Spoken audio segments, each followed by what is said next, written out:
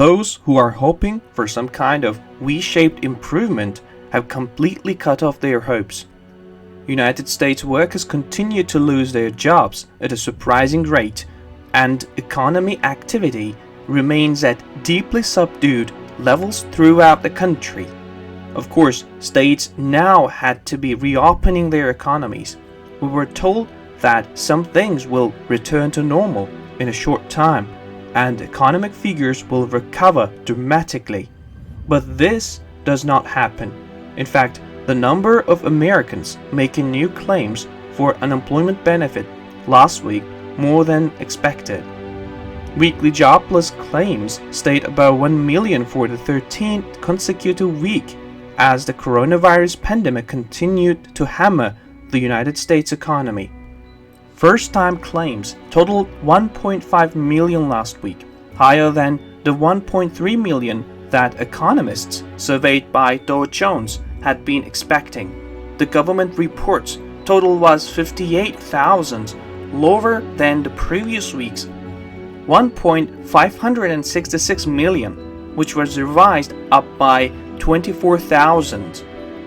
To put that in perspective, let me remind my listeners once again, before this year, 1 week all-time record was only 695,000.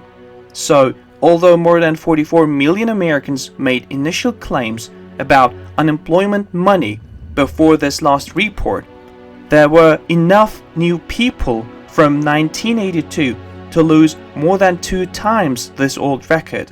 This is just amazing. The economy has been set to regain many jobs so far, but instead, job losses remain at the level of disaster unlike anything we have seen in all United States history before. With the addition of this last issue, since the outbreak of the COVID-19 began, a total of about 46 million Americans have requested large unemployment benefits. If we can listen to this statement and believe that the United States economy has not collapsed, I want to know what you are drinking because it must be pretty strong. Some of the things we see are happening across the country right now. For example, earlier this week in Kentucky, people were reportedly waiting up to 8 hours in line to discuss face-to-face unemployment claims with a civil servant. This did not have to happen. By now, the United States economy had to come back to life, and we had to enter the new golden age of American welfare. Unfortunately, the truth is that worse economic news constantly hit us, and this will not change anytime soon.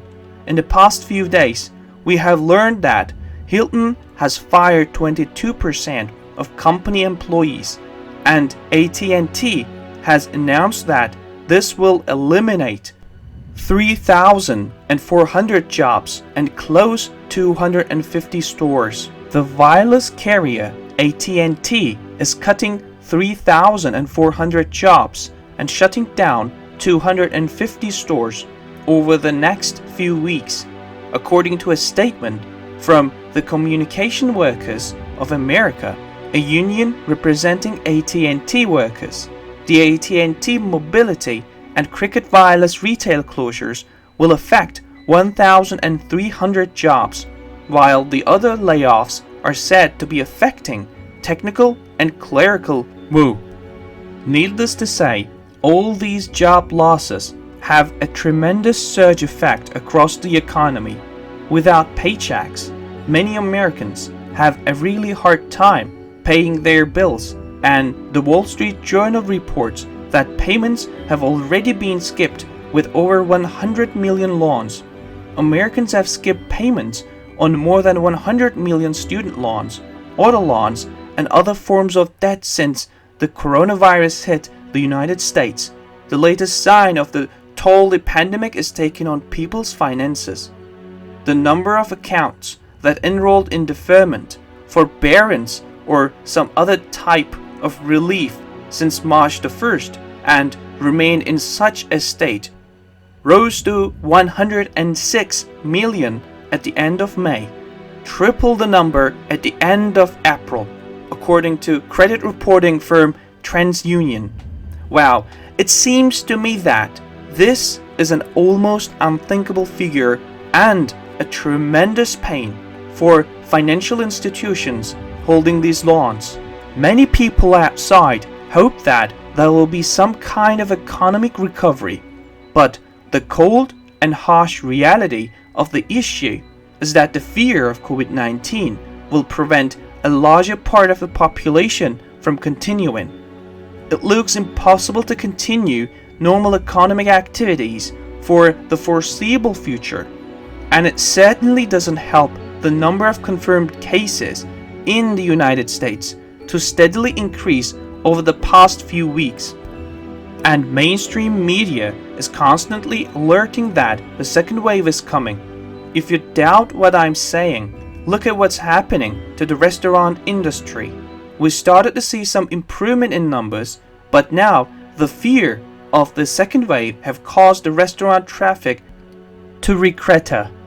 After 3 months of slow but consistent improvement in restaurant dining data in the United States and across the globe, in its latest update on the state of the restaurant industry, OpenTable today reported the biggest drop in seating restaurant diners from online, phone, and walk-in reservations since the depth of the global shutdown in March. As shown in the OpenTable graphic below, on Sunday, June the 14th, restaurant traffic suddenly tumbled, sliding from a minus 66.5% decline as of June 13 to minus 78.8% globally. This was mostly due to a sharp drop in United States restaurant diners, which plunged by 13% from minus 65% to minus 78%, the biggest one-day drop since the start of the shutdown in the United States, and the second biggest one-day drop on record. Business travel is another area where we will see big signs of trouble in the future. The following is Wes Smith. Business travel is not coming back anytime soon. People are getting accustomed to Zoom, and word may also get out that domestic flying is much worse than it used to be, which will be a deterrent to those who might be so bold as to want to get on a plane.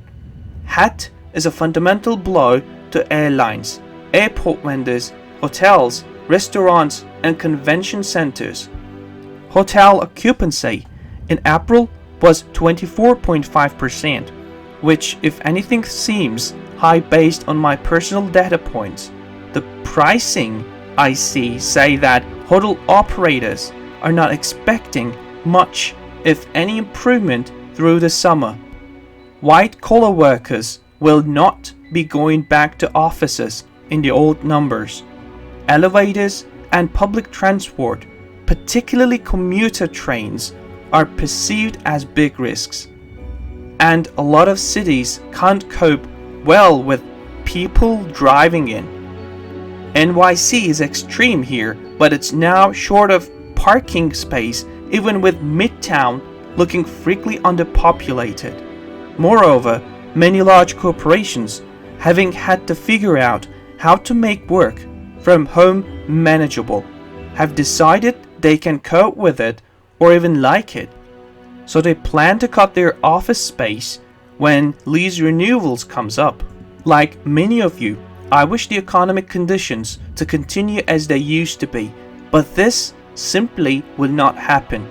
Yes, we will see that economic figures will rise and fall in the coming months, but a return to good times is not on the cards. And what no one noticed is that this is just the beginning of our problems, and I'm currently working on a new project that will explain why this is true. So stay tuned, because things are about to become really interesting. Most of the idea, comment, information, and criticism containing in these videos have been created by Daily News Report. Before making any important investment decision, use the information contained in these videos as a starting point for conducting your own research. If you make any investment or legal decision, it is advised to consult an expert before making this decision.